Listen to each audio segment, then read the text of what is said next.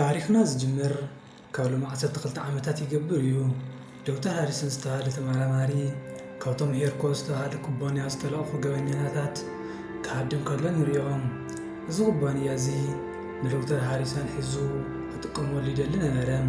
ሃሪሰን ግን ንጥፍኣት ክጥቀመሉ ስለዘይደለየ እናሃደመ ኣብ ጫፍ ሓደ ዓብዪ ፏፏቴ በፅሐ። ካልእ ኣማራፂ ስለዘይነበሮ ካብቲ ፏፏቴ ናብ ታሕቲ ዘለለ። እቶም ዝሳደድዎ ዝነበሩ ሰባት ድማ ሃሪሰን ዝሞተ መሰሎም። ኣብቲ ካሊእ ወገን ድማ ሰበይቲ ሼልን ንእሽተይ ወዲ ኣዳምን ብናፍቆት ይፅበይዎ ነበሩ። ፊልምና ናብዚ ሕጂ ዘለናዮ ግዜ ክመልሰና ከሎ ድማ ኣዳም ወዲ 12 ዓመት ኮይኑ ዓብዩ ኣሎ። ኣዳም ኣዝዩ ገረን ሕያዋይን ብምንባሩ ኣብ ቤት ትምህርቲ ብቶኒ ዝተባህለ ሰብን ብፆትን ኩሉ ግዜ ይርበሽ ነበረ። ሓደ መዓልቲ ቶኒ ንኣዳም ኣብ ፀጉሩ ብዙሕ ማስቲካ ለጥፈሉ። ኣዳም ተሰሚዕዎ ናብ ሽቓቕ ክሓፅኦ እንተኸደ እውን እቲ ማስቲካ ክወፅእ ኣይከኣለን።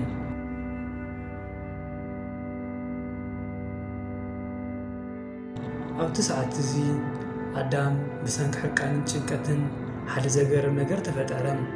ኣጋሩ ሃንደበት ዓበየ። ኣዳም ኣዝዩ ተሰናበደ። ብተወሳኺ ድማ ካብ ኣዝዩ ርሑቕ ቦታ ዝመፅእ ድምፅታት ብንጹር ክሰምዕ ጀመረ። እዚ ኩሉ እንታይ ምዃኑ ክርድኦ ኣይከኣለን። ኣዳም ናብ ገዝኡ ምስተመልሰ ኣዲኡ ሼሊ ነቲ ኣብ ፀጉሩ ዝነበረ መስቲካ ንምውፃእ ፀጉሩ ቆረፀቶም። ይኹን እምበር ንፅባሒቱ ንግሆ ኣዳም ክትስቕ ከሎ ዘሰንብድ ነገር ረኣየ። ፀጉሩ ካብ ቀደሙ ንላዕሊ ነዊሑን ጽቡቕ ኮይኑ ተመሊሱ በቆለ። ኣዳም ፈሪሑ ባዕሉ ፀጉሩ ቆሪፁ ቆቢዕ ደውፊኡ ናብ ቤት ትምህርቲ ኸደ። ኣብ ገዛ ድማ ሓደ ምስጢር ረኸበ። ኣዳም ኣብቲ ተሓቢኡ ዝነበረ ሳንዱቕ ኣቦ ሃሪሰን ቅድሚ ሒደት ሰሙናት ዝፀሓፉ መደብደቤታት ረኸበ።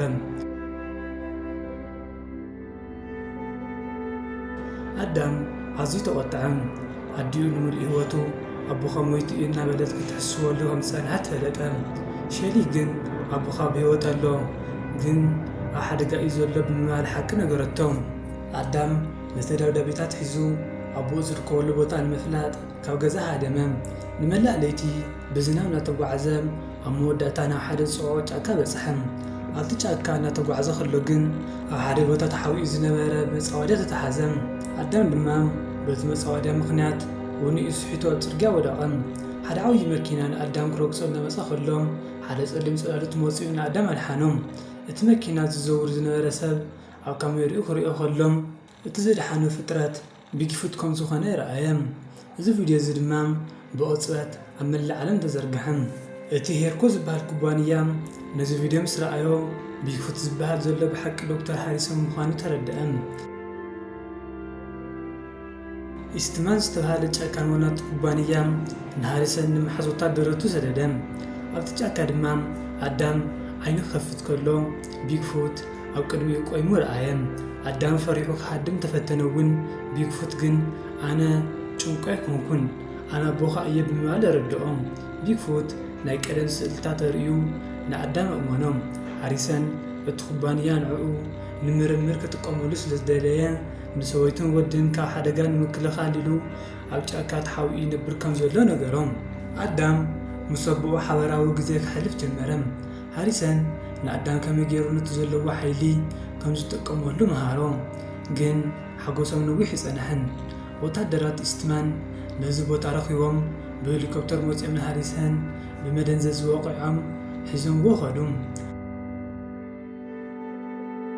ኣዳም ኣቦኡ ክውሰድ ከሎ ብጓሂ ረኣየ። ሕጂ ግን ኣዳም ተስፋ ይቆረፀን። ምስቶም ኣብ ጫካ ዝረኸቦም ኣዕርኽቲ እንስሳት ከም ድቢ፣ ዳንዴር ካልኦትን ብምዃን ናብቲ ኩባንያ ሄርኮት ሸሊጉ ኣተወ። ኣዳም ብትብዓት ተቓሊሱ ነብኡ ካብቲ ቤት ምኮራ ኣውፅኦም። እቲ ጫካን ኢስትማን ኣብ መወዳእታ ኣብ ቅድሚ ኩሉ ሰብ ውርደቱ ተቓልዐ። ዶክተር ሃሪሰን ድማ ምስ ሰበይቱ ሼሊን ወዲ ኣዳምን ብሰላም ክነብሩ ጀመሩ። ፊንላንድ ወይ እታ ከተማኦም ነቶም ጀጋኑ ብሓጎስ ተቐበለቶም። ኣዳም እቲ ንእሽተይ ዝነበረ ወዲ ሕጂ ዝበለፀ ሓይሊ ዘለዎ ጀግና ኮይኑ ተመሊሱ ኣሎ። ብኣከስ ኩራት ተኸታተልቲ ፊልምና ንዘይመስል ነይሩ።